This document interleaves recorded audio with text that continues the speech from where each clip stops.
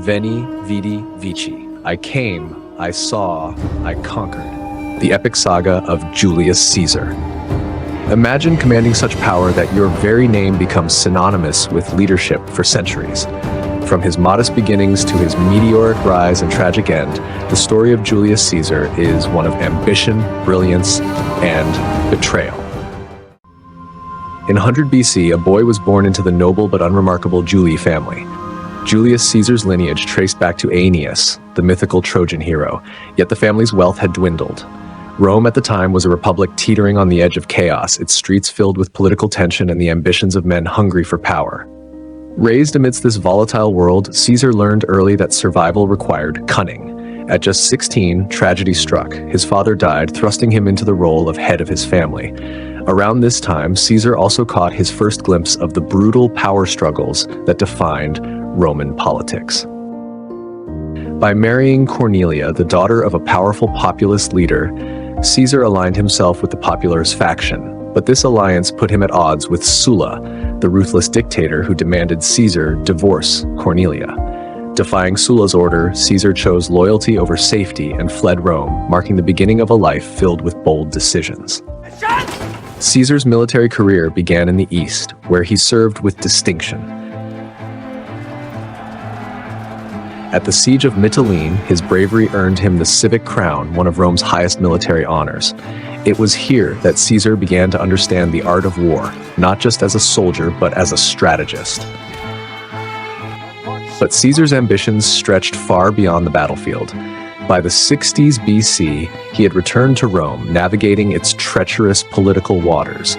Through calculated alliances and charm, Caesar secured key roles, eventually becoming the governor of Hispania, where his victories over rebellious tribes further solidified his reputation.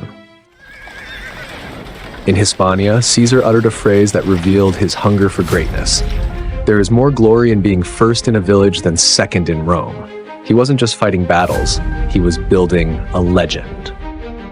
In 60 BC, Caesar forged an alliance that would change Rome forever. The First Triumvirate, a pact between himself, Pompey the Great, and the wealthy Crassus, gave Caesar the power he needed to rise further. Together, they divided Rome's control, with Caesar taking the governorship of Gaul. From 58 to 50 BC, Caesar led campaigns in Gaul, waging wars of such magnitude that they reshaped the Roman Republic. His writings, the commentaries on the Gallic War, chronicled his victories, ensuring his exploits reached every corner of Rome. But Caesar's ambition knew no bounds. By the end of the Gallic Wars, he had conquered a vast territory, gained immense wealth, and commanded an army fiercely loyal to him. This success, however, made him a threat to Rome's elite. In 49 BC, Rome's Senate, wary of Caesar's power, demanded he disband his army.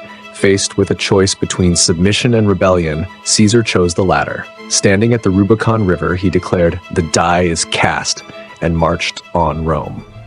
This act was treason, but it was also brilliance. Caesar's civil war against Pompey was a gamble, yet his tactical genius and ability to inspire his troops led him to victory. After defeating Pompey, Caesar pursued him to Egypt, where he encountered another figure who would shape history, Cleopatra.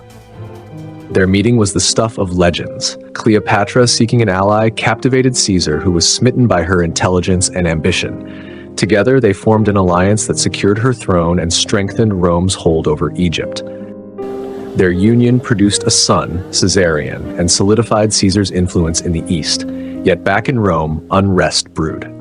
Declared dictator for life, Caesar embarked on a series of reforms: land redistribution, the Julian calendar, and public works.